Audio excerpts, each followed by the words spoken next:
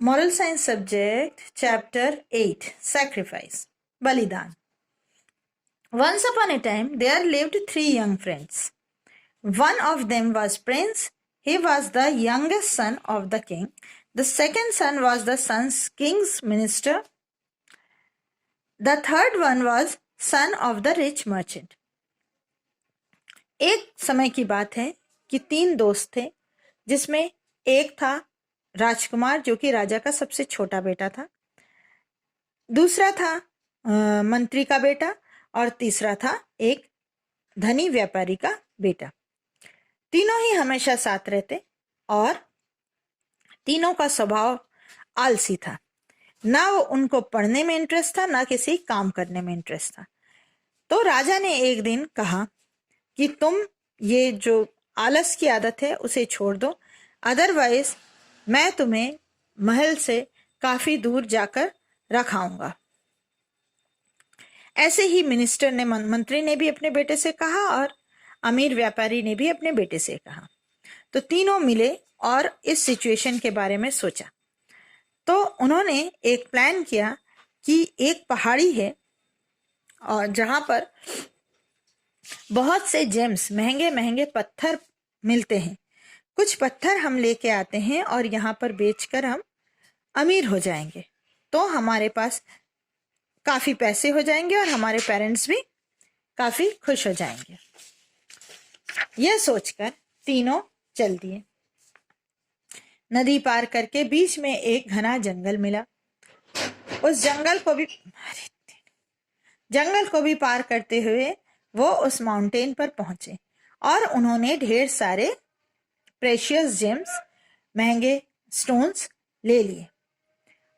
और फिर वापस जब आने लगे तो मंत्री के बेटे ने कहा कि ये जो घना जंगल है इसमें बहुत से चोर रहते हैं, वो हमें लूट सकते हैं और सारा धन हमारा छीन कर ले जा सकते हैं, तो हमें इसको छुपाना पड़ेगा।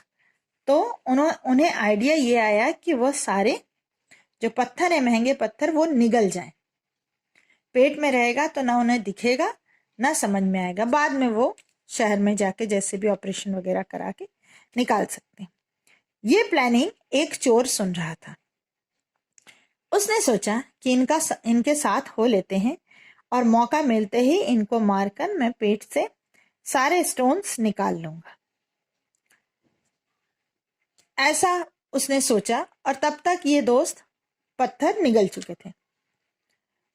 उस चोर ने आकर उनसे कहा कि ये बहुत घना जंगल है और मुझे थोड़ा डर लग रहा है, क्या मैं तुम लोगों के साथ चल सकता हूं?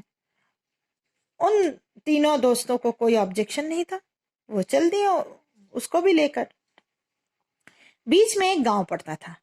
गांव में जो गांव का हेड था उसके पास एक तोता था। वह शक्ल देखकर सब कुछ बता सकता था। उस तोते ने इन तीनों दोस्तों को देखा और उस चोर को भी देखा, चारों को देखा और कहा कि इन यात्रियों के पास महंगे पत्थर हैं। तो जो गांव का हेड था उसने पूरी तलाशी ली, उन्हें नहीं मिला। उसने सोचा कि पैरेट ने कुछ गलत बोल दिया होगा, उससे कुछ गलती हो गई होगी। लेकिन जैसे ही उसने उनको छोड़ा, फिर पैरेट ने कहा कि इनके पास ढेर सारे महंगे पत्थर हैं। अब जो चीफ था, गांव का हेड जो था, चीफ था, उसने इन चारों को जेल में डाल दिया और कहा, फिर से चेक किया लेकिन कुछ मिला नहीं। तो उसने कहा कि शायद तुम लोगों ने इन पत्थरों को निगल लिया है। स्वैलोड मीन्स निगल जाना। मैं कल तुम्हारे पेट को चीरूंगा और चारों के और पत्थर निकाल लूंगा, वो सारे पत्थर मेरे हो जाएंगे। रात भर चारों सो नहीं पाए। वो जो चोर था उसने सोचा कि अब मैं इस मौत से बच तो नहीं सकता, मतलब हम चारों ही मारे जाएंगे, क्योंकि सुबह वह चारों का ही पेट काट देगा और हम चारों ही मर जाएंगे। मैं भी उसमें से एक हूं, मैं भी मर जाऊंगा। लेकिन अगर मैं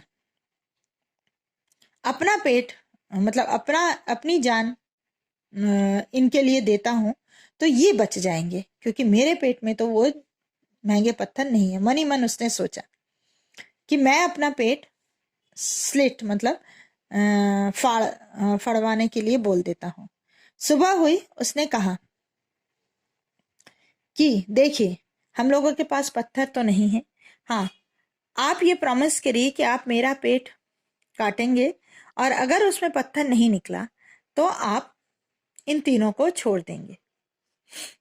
पहले मेरा पेट काटिए और अगर उसमें नहीं निकला कुछ तो इन तीनों को आप छोड़ देंगे। यही हुआ। उसका पेट जब चीरा गया तो उसमें से कुछ नहीं निकला और ये तीनों छूट गए। और उस चीफ को बहुत दुख हुआ कि उसने एक मासूम व्यक्ति की जान ले ली। They survived because of the thieves sacrifice, और ये तीनों उस चोर के बलिदान से ही बच पाए। वह अपनी जर्नी कंटिन्यू करके तीनों अपने शहर पहुंचे और उन्होंने अपने पेट से वो महंगे पत्थर निकाले और बेचकर अमीर हो गए। उनके पेरेंट्स भी बहुत खुश हो गए, लेकिन उन्होंने उस अपने दोस्त को नहीं भूला था जिसने उनके लिए अपनी जान दे दी थी।